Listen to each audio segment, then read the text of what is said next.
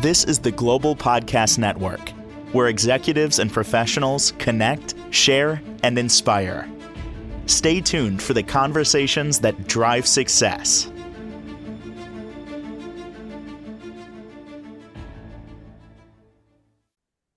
Welcome back. Jim Burton here, our studio director and owner of Carter and Burton Architecture. We're ecstatic that he's back today to talk more about all the amazing work that he does, along with his team, of course, through a lot of our states, right? Licenses in Virginia, D.C., you said New York, Maryland, Massachusetts, West Virginia, North Carolina. They are a small architectural firm that specializes in, well, many beautiful projects. And we're going to talk more today about that. And of course, how he's out there and willing to help, looking for the right client, and of course, sustainable design being in the forefront with him and his partner. So, thank you for being here today. How are you? I'm good, Jill. Thank you for having me today. We're excited to share some more of the story, and this time, for those who haven't weren't with us last time, we'll also be sharing some images as well. Great. Well, But yeah, so I don't know if now would be a good time to sort of tell the story a little bit with some of the images and uh, absolutely. We're okay. ecstatic you're here, and you can share your screen and tell us a little bit about the company for new timers today, tuning in, especially. You may have missed the last show. What do we got? Well, so again, Mm. small firm in the Shenandoah Valley near Winchester, Virginia, Berryville, and we go roughly a 6 hour radius, 7 hour radius, something like that, to the right projects. Special sites all around, different types of sites and projects. But I thought I might show you a little breakdown of some of the project types and then, some backstories. And next time, maybe a little more on the detailing and some of the artistic concepts that we've written about and talked about as well. But, so we were kind of generalists, kind of like a Frank Lloyd Wright model where we can do almost anything. And different public type projects or private, whether we're teaming up on with a larger group for some larger scales, but mostly medium scale and smaller, in between $500,000 up to $10 million in that range. But just, we've done public projects. We turned some old dairy barns in Berryville into a cultural arts center using the same acoustic engineer that did Wolf Trap. Michelle Obama had posted some comments about supporting this project in the past, and it's turned out really well with wonderful acoustics for recording and performing. And we've helped the Patsy Cline, Celebrating Patsy Cline group out in Winchester. First, we fixed up her childhood home and got that on the National Landmark Registry, which right up there with the Grand Wow. Canyon and the Statue Beautiful. of Liberty. And we're working on a welcome center next to a park that Tim Mellon donated a few months ago. We do master planning for schools, organizations. This is a nature camp in West Virginia. We do urban projects, turning older row houses that don't have a lot of natural light into more active, open plan with good acoustics and lighting techniques. This one has a nice roof deck and, a little glass walkway coming into the house there from the back parking area. And that one was a lot of fun. You'll see that on our website. We do projects out in the farmlands from scratch, along, house design, landscape integration. This is one of the projects in an open field, kind of trying to find a way to route it to the landscape and have fit in with different regional techniques like porches for cooling. And we've done some houses, river houses. This is one where we berm the house into the side of a hill to keep the scale down, and you can sort of see the river valley in the distance. There's a little back porch there with the living roof. And then on the lower side, this is all like cut into a hill on the side of this farmland and defining a place, from scratch. It was just tall grass and a big tree there on the hill, and again, getting into the porch designs. This is closer to Charlottesville, so it's a little warmer. A lot of those inside to outside spaces that people live with, and a nice little covered walkway from the garage, and a walkway steps up to the family tree up there in the distance, uh, um, and other river houses. This one had a tower looking over a river valley. This is getting into lake houses. This is a house under construction on a lake near Danville, Virginia. Uh, this is a river house up near Buffalo, hanging off the side of a cliff with a little conversation pit. You can be in the kitchen and look down the hill and see the water because of this little sunken conversation pit on the side there. And we got into a few more mountain houses recently. This two twin brothers and their families. This first one in near Front Royal, Virginia, they had a double lot, so we went with a longer house design. There's a roof deck on top of a basement and a deck off the master suite, a deck off the living room, and the stair hall in the middle. There's a living roof right outside that window near the entry. Beautiful. The other brother and his family, I helped them find some land, maybe a half mile up the hill from the first brother. Uh, this is a tower house this is the rendering for the design, Whoa. and it is under construction, but it's 5 levels. And let me go back again. There's 5 levels with a roof deck up there, and you come in across a glass bridge off this rock outcropping where you park up above that. So it's under construction with one of our better builders.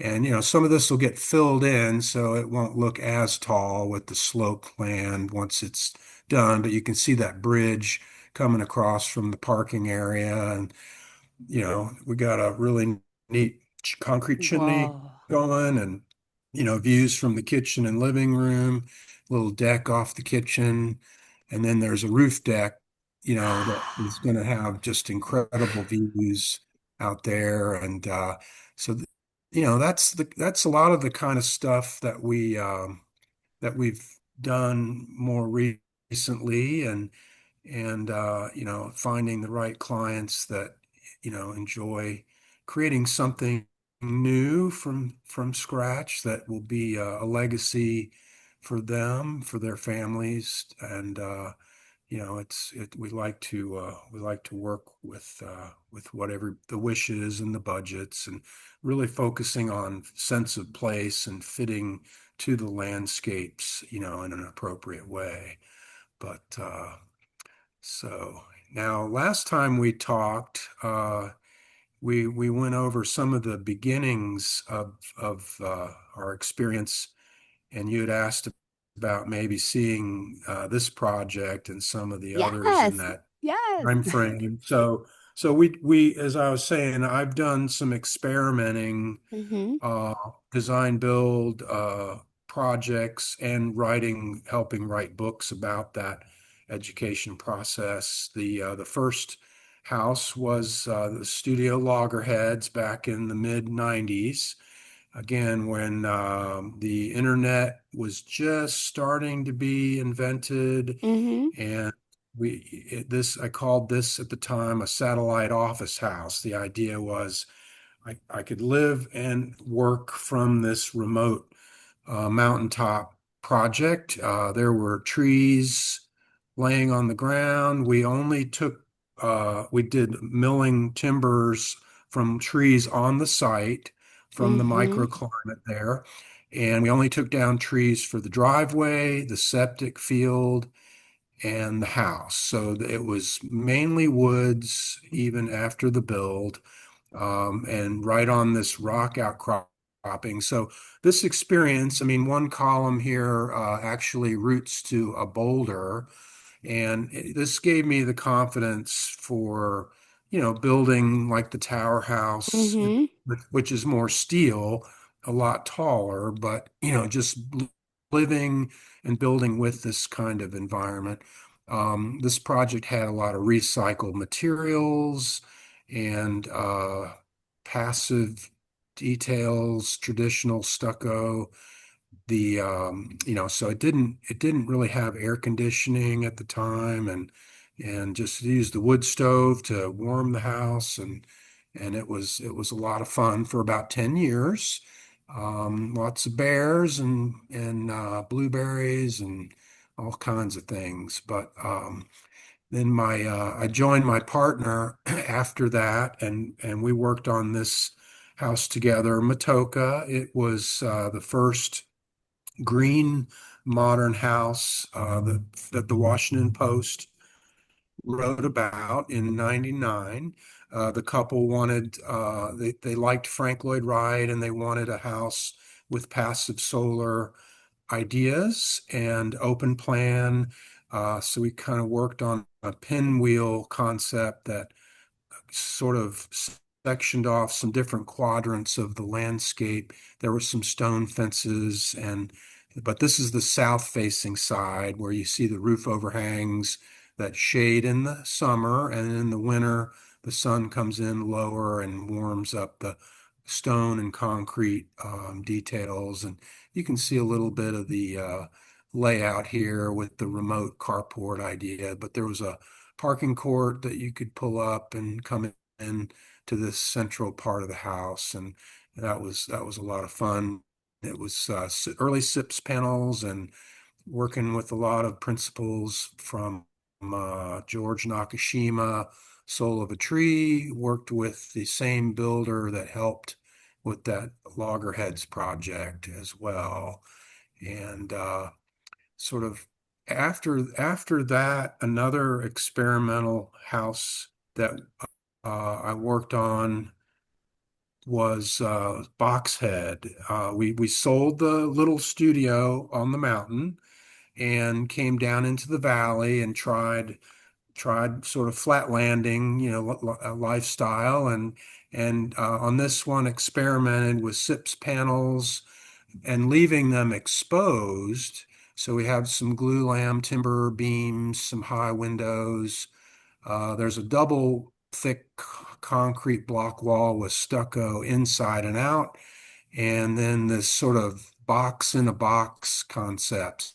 So there's a dining kitchen area under that loft, and bedrooms upstairs and a master suite on the far end on the ground level.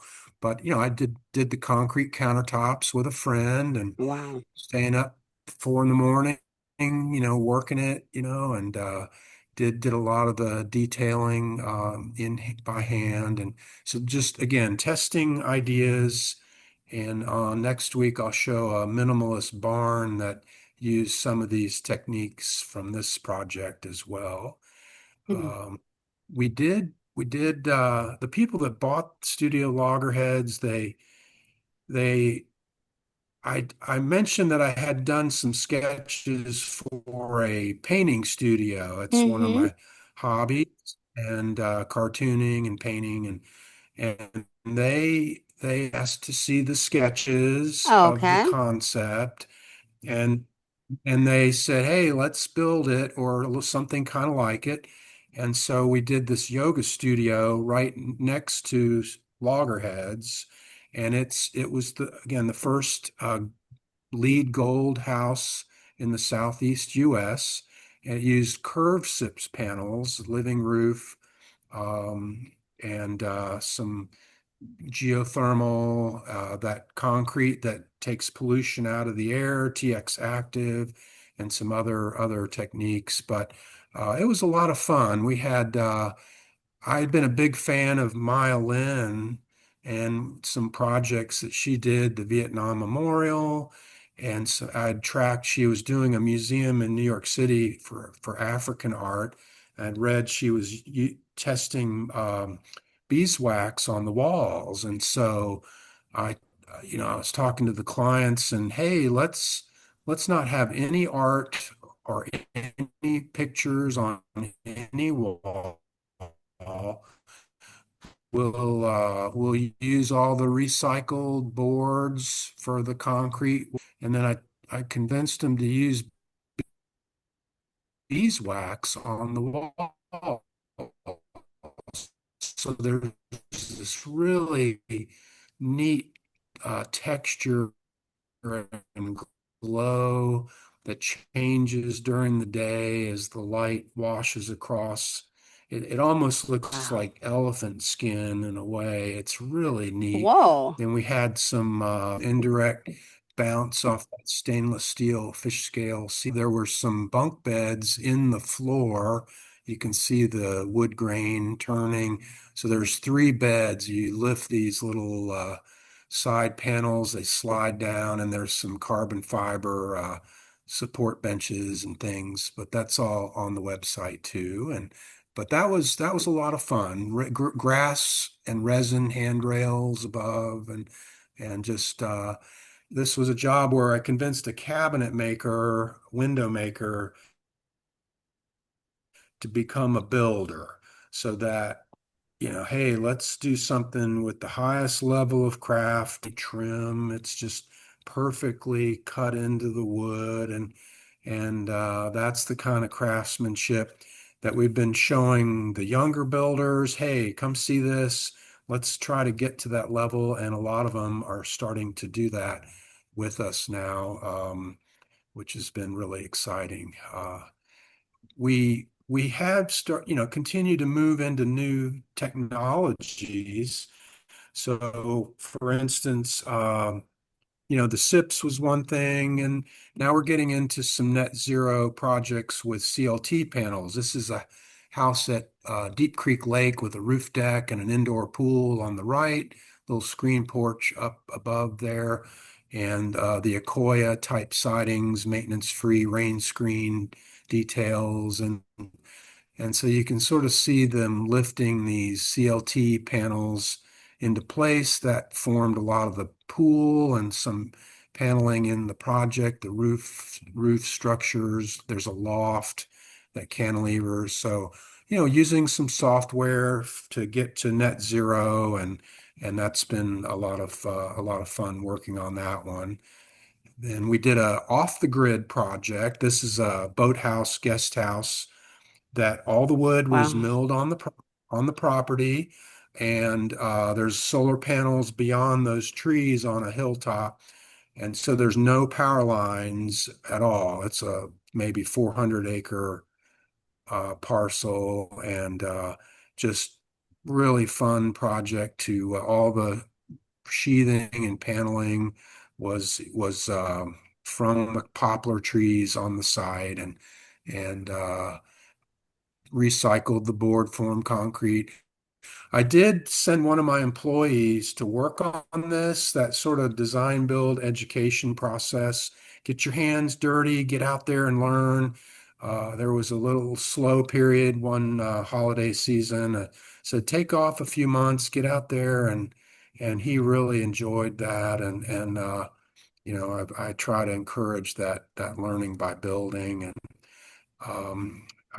sort of the last thing I wanted to mention here, sort of again giving back with the employees, and we had a high school intern who also babysat my kids. He was a great Bobby Vance, great guy. He worked Oh, for me, went on to Virginia Tech and worked on their solar decathlon projects, and eventually ran the solar decathlon project for Virginia Tech with another gentleman, and they developed this project that kind of came a little bit from things I was doing with him in earlier years. He and I were working on these net zero prototype designs you see on the right, where we would prefab these bathroom, kitchen, mudroom, mechanical room, core volumes, and then ship them in, and then build a slightly bigger, space that is bigger than what you could ship on a truck.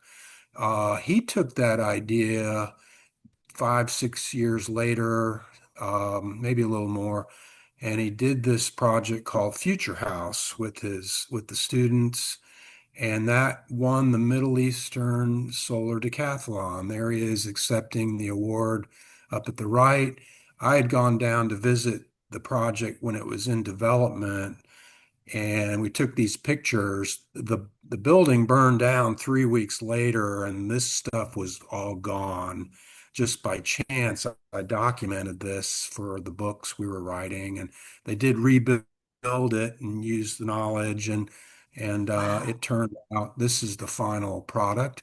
They exhibited it in Times Square, This and is impressive. so Wow.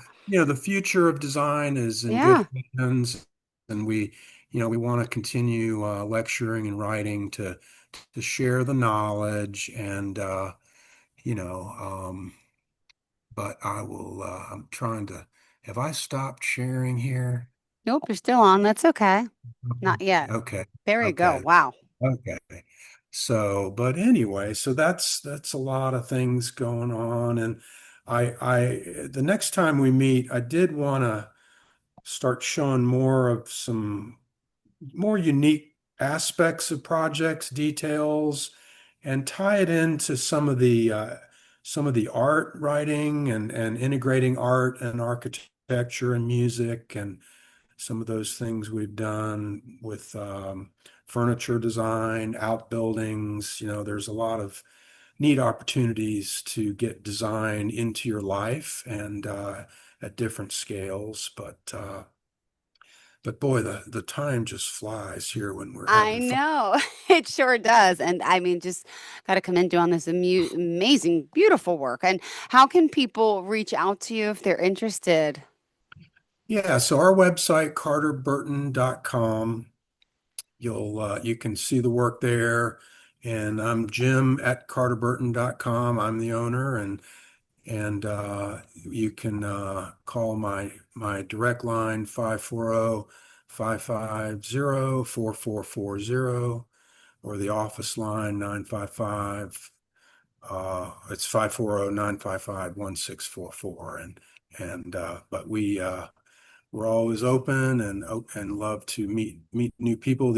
All these projects are unique, creative clients that want to do something fun and get their families involved, and then they can all enjoy living with the visions, and I'll call it shared visions that we work together on. And but but they're all different. So Beautiful.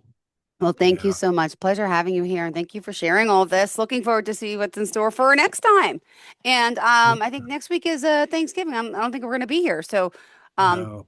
happy Thanksgiving. What are your plans with the family? Anything exciting? I've got both sets of families within a half an hour of each other or so. So we're going to go visit both sides, and kids coming home from Virginia Tech and Richmond, and may try to drag some of them up to fishing up at that Buffalo cabin on a cliff. If I can do that, I'll need to twist some arms for a long weekend, but get some steelhead fly fishing going maybe too. So we'll see. Oh But my goodness, exciting. Well, enjoy and thank you again for being here and for doing what you do. And we'll talk soon. Thanks again. This is the Global Podcast Network, where executives and professionals connect, share, and inspire.